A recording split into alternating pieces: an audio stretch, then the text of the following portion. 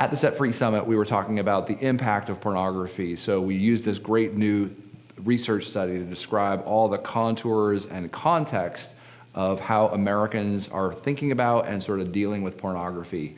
And we described the huge urgency of the problem, the fact that a majority of Americans have either struggled with it in the past or they're currently struggling with it.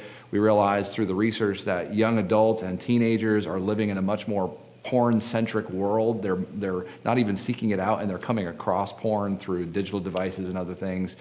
We realized through the research the degree to which there's this new moral context that is allowing for porn to sort of emerge in our world, that people shouldn't criticize someone else's life choices, that any kind of sexual expression between consenting adults is acceptable, the fact that people are rethinking the purpose of sex, that it's not about procreation or even about sort of sex within marriage, but it's about personal fulfillment. It's like what sex does for me, not even like in the relationship context.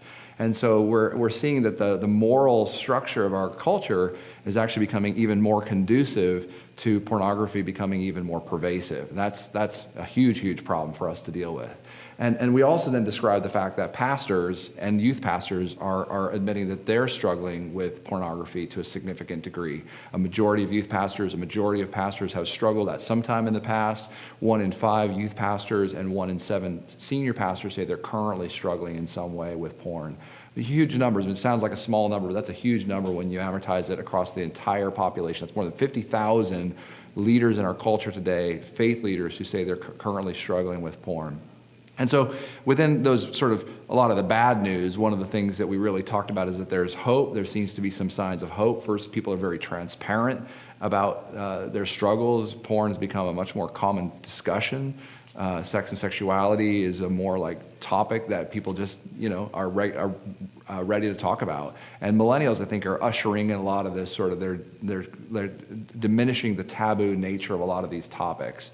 And so in some ways we think that the church is poised if we can bring about our rich theology of what it means. How do we deal with the sort of the consequences of the sexual revolution? How do we bring Jesus into the lives of people who are struggling in such significant ways? And it's not a simple Band-Aid on a set of problems, but we're actually trying to help introduce people to a Jesus that becomes their identity. It's not about them as a porn addict or someone who's struggled with porn, but it is Jesus at the center.